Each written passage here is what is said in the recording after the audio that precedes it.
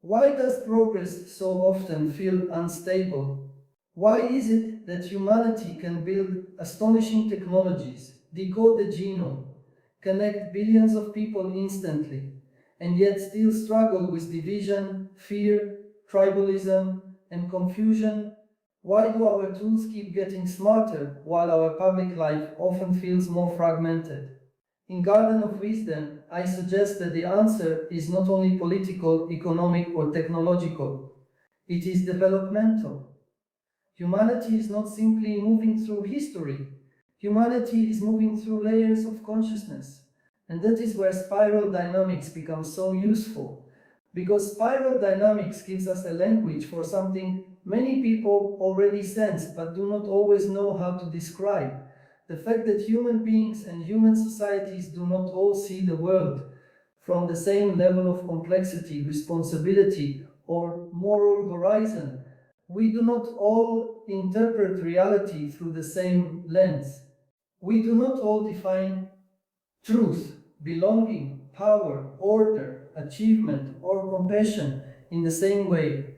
And if that is true, then the future of humanity is not just a story about better tools, it is a story about whether consciousness can mature fast enough to guide those tools wisely. That is the central argument of this talk. Now, one of the mistakes we often make in public conversation is that we treat humanity as though it were psychologically flat. We speak as if everyone is participating in the same civilization at the same level of awareness. But that is clearly not true. Some people are primarily driven by survival, others by tribal identity, others by dominance and power, others by order, law, and certainty, others by achievement, innovation, and success, others by empathy, pluralism, and inclusion, and still others begin to think in systems, in long time horizons, in interdependence, in the health of the whole. These are not just opinions, they are stages of meaning making. They shape what people fear, what they value, what they obey, what they resist, what they call progress, and what they are willing to sacrifice for it. That is why spiral dynamics matters so much in the AI age, because AI does not arrive in a vacuum. It enters a human world already divided by different stages of consciousness. And here is the crucial point. Technology tends to amplify the level of consciousness that uses it. If a society is dominated by fear, technology scales fear. If it is dominated by competition and ego, technology scales competition and ego. If it is dominated by rigid control, technology becomes an instrument of control. If it is guided by wider compassion and systems thinking, technology can also become a tool for coordination, healing, learning, and stewardship. So, the real issue is not only what AI can do, it is what kind of civilization is doing the asking. In Garden of Wisdom, I try to make this point very clearly.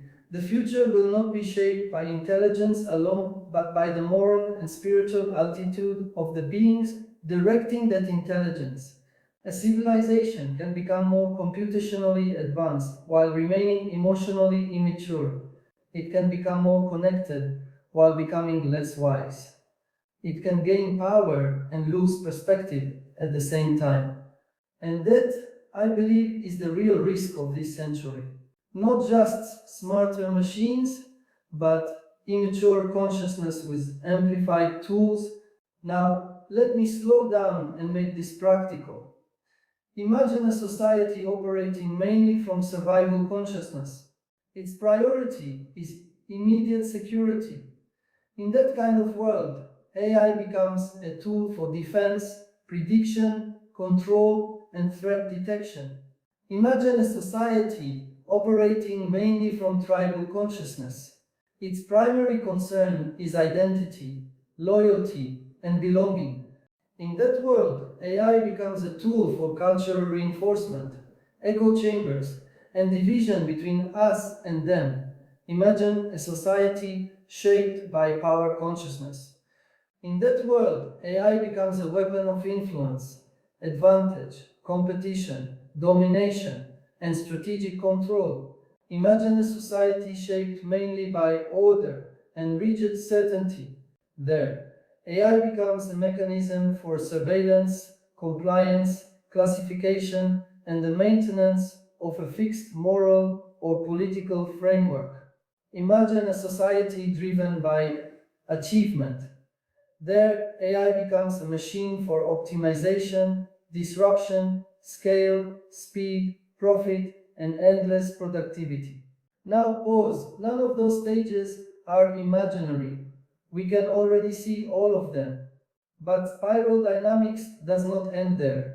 It also points toward wider stages of development, toward consciousness that values pluralism, empathy, dialogue, and the dignity of diverse perspectives.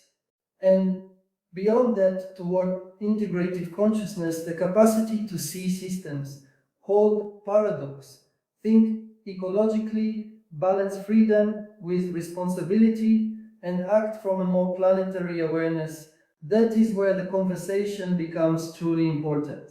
Because the future of humanity may depend on whether we can make a transition from fragmented intelligence to integrated intelligence, from reactive civilization to reflective civilization, from domination to stewardship, from tribal identity to planetary responsibility, from ego-centered progress to life-centered progress. That is not just a philosophical aspiration, it may be a survival requirement, because technologies as powerful as AI do not merely reward cleverness, they expose immaturity, they make it more dangerous. In a slower era, a civilization could afford a longer delay between moral development and technical development. The consequences were serious but often limited by speed, scale, and geography. That is no longer true. Now, a poorly aligned system can reach millions. A distorted narrative can cross the planet in hours. A manipulative platform can reshape behavior at scale. A narrow vision of power can become embedded in infrastructure before society fully understands what has happened. So we are no longer in a historical moment where inner development can remain optional. Consciousness has become infrastructure. The way people think, the way societies make meaning, the way leaders interpret power, the way citizens relate to truth and trust. All of that now directly affects what technology becomes. That is why, in Garden of Wisdom, I connect spiral dynamics not only to psychology but to civilization itself. It is not merely a model of personal growth. It is a way of understanding why human societies keep producing tools that exceed their wisdom, and also how they might finally grow into wiser forms of collective life. And this is where I want to ask a deeper question. What if the true crisis of humanity is not a crisis of intelligence, but a crisis of developmental lag? What if the real danger is not that AI evolves too fast, but that human consciousness does not? Because let us be honest, we already have extraordinary intelligence on this planet.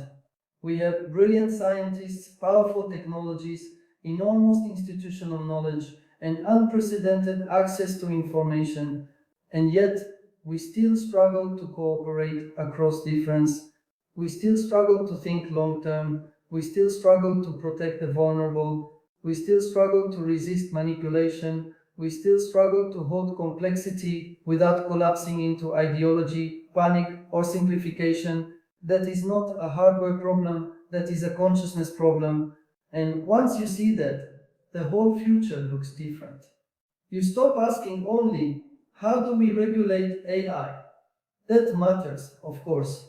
But you also begin asking, how do we cultivate human beings capable of using powerful tools without being consumed by them? How do we educate for maturity, not just competence? How do we form leaders who can think systemically rather than tribally? How do we create cultures that reward wisdom, not only speed? How do we move from collective adolescence toward collective adulthood? Those may be the defining questions of this century. In Garden of Wisdom, I argue that communication revolutions often drive changes in consciousness. The printing press changed authority. Broadcast media changed mass identity. The internet changed access and participation. And AI may now change cognition itself, not just what we know, but how we decide, how we interpret, how we imagine, how we trust. This means we are not simply entering a new market cycle or a new software era. We are entering a new stage of the human story, and the danger is that we might do so with old consciousness, old fears, old rivalries, old idols, old habits of domination, old emotional reflexes dressed in new technical clothing. If that happens, the future will become more powerful but not more human. But there is another possibility. What if AI becomes part of a civilizational turning point? What if it forces us to confront the unfinished condition of our own development? What if it makes visible the cost of fragmentation so clearly that humanity finally begins to take inner growth seriously? What if the age of artificial intelligence becomes the moment that reveals the necessity of moral intelligence, ecological intelligence, emotional intelligence, and spiritual intelligence? That is the hopeful possibility I explore in Garden of Wisdom, not naive optimism, not blind faith in technology, but the possibility that pressure can lead to maturity, that crisis can become initiation, that humanity, confronted with tools too powerful for its old ways of thinking, may finally realize that consciousness itself must evolve. Now, this does not mean every human being must think the same way. It does not mean diversity disappears. It does not mean conflict vanishes. It means something more realistic and more profound.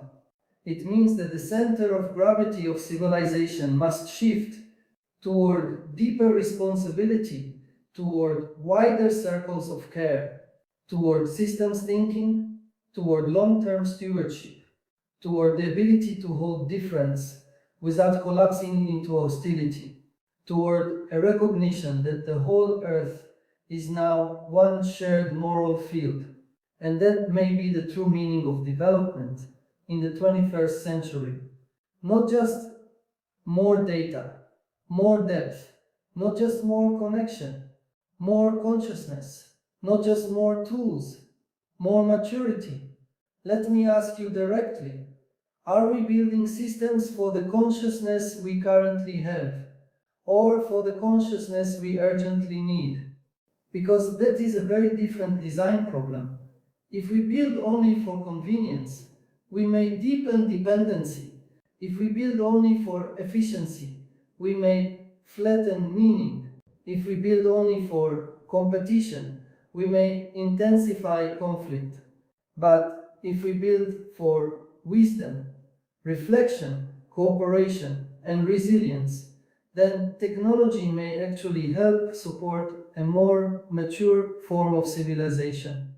That is the hope, and that hope depends on one truth I return to again and again in Garden of Wisdom. Power needs a compass. The more powerful our tools become, the more necessary it is that consciousness grows alongside them, not afterward, not as an afterthought, not as branding, but as the central work, because a fragmented consciousness with superhuman tools is a danger to itself. But a wiser consciousness with powerful tools could become something humanity has rarely been at scale, capable, compassionate, and aligned with life. So the future of humanity is not merely a technical race, it is not merely an economic competition, it is not merely a geopolitical contest. It is a developmental threshold, a test of whether our inner evolution can keep pace with our outer invention. And that is why spiral dynamics matters.